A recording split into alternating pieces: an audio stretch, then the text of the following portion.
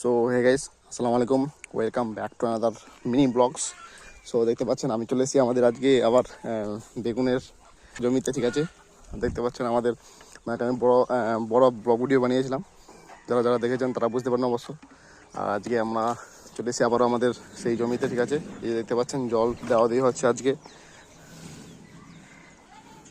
মানে কিছুদিন আগে 3-4 দিন আগে আমরা বেগুনের এই যে চারদিকে আছে, চারদিকে একটু হালকা মাটি খুঁড়ে সার দিয়েছিলাম। ঠিক আছে, তো 2-3 দিন পর একটু জল দিতে হবে, ওটা সারটা মানে আর কি আস্তে আস্তে কাজে লাগবে, তার জন্য আমরা আজকে জল দিচ্ছি। ঠিক আছে, আর আমরা দেখতে পাচ্ছেন বেগুন অনেক বড় হয়ে গেছে, বেগুনের গাছগুলো দেখতে পাচ্ছেন।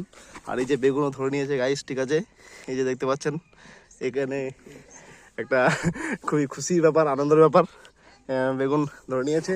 আর এই যে দেখতে পাচ্ছেন এটা হচ্ছে বেগুনের ফুল, এই একটা আর ওই একটা আছে ওইদিকে, এই দুটো হচ্ছে বেগুনের ফুল। ঠিক আছে, এখানে হচ্ছে অনেকগুলা, একটা বড় আমাদের বেগুন ধরে নিয়েছে গাইস। ঠিক আছে, খুবই একটা খুশির খবর। কিন্তু এখানে এটা মরে গেছে, জানি না কি জন্য। আর এখানে একটা আরো বড় বেগুন দেখছি, ও মাই গড, আরে সাবাস, দেখতে পাচ্ছেন গাইস আমাদের বড় বেগুন ধরেছে। আর ওই যে আছে ওখানে একটা ছোট্ট, সাবাস, দারুণ, আমাদের বেগুন ধরে গেছে গাইস। এখন আমরা বেগুন আর একটু বড় হবে, তারপর তুলে নিয়ে যাবো বাড়িতে, তারপরে রান্না করে খাবো। বেগুনের ছানা আর বেগুনের তরকারি সেই জমবে, দারুণ। সো ঠিক আছে গাইস, আজকে একটা ছোট্ট মিনি ব্লগ ছিল আজকের জন্য।